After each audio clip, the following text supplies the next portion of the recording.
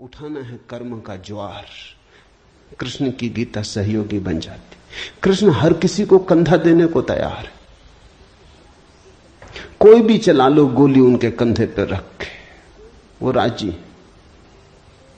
कंधा उनका, पीछे छिपने की तुम्हें सुविधा है, और उनके पीछे से गोली चलाओ तो गोली भी बहुमूल्य मालूम पड़ती।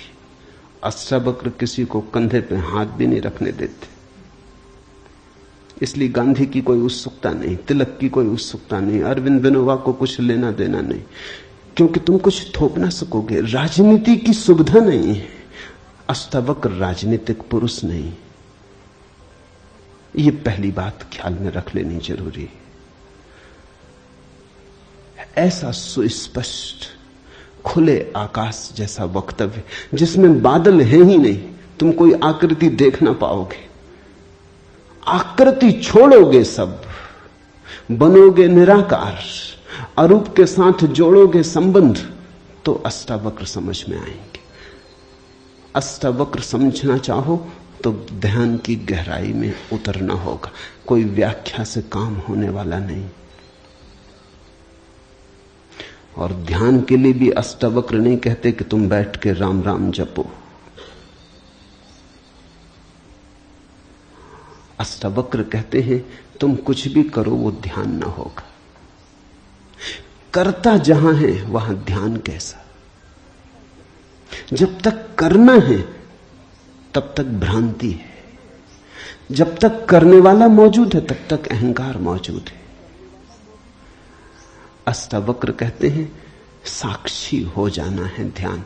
जहां करता छूट जाता तुम सिर्फ देखने वाले रह जाते। दृष्टा मात्र, दृष्टा मात्र हो जाने में ही दर्शन है।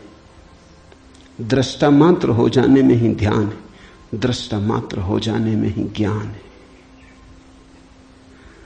इसके पहले कि हम सूत्र में उतरे, अष्टावक्र के संबंध में कुछ बातें समझ लेनी जरूरी है। ज्यादा पता नहीं, क्योंकि न तो वे सामाजिक पुरुष थे न राजनीतिक, तो इतिहास में कोई उल्लेख नहीं है।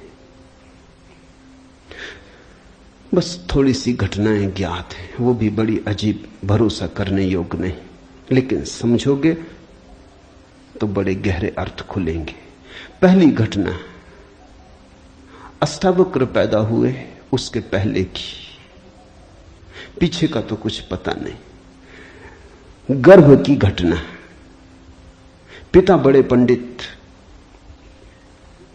अष्टावक्र मां के गर्भ में। पिता रोज वेद का पाठ करते और अष्टावक्र गर्भ में सुनते। एक दिन अचानक गर्भ से आवाज आती कि रुको भी, ये सब बकवास है, ज्ञान इसमें कुछ भी नहीं, बस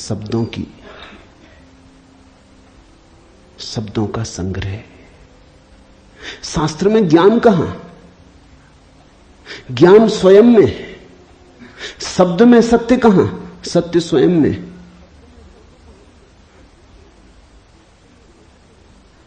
पिता स्वभावतः नाराज हुए। एक तो पिता, फिर पंडित,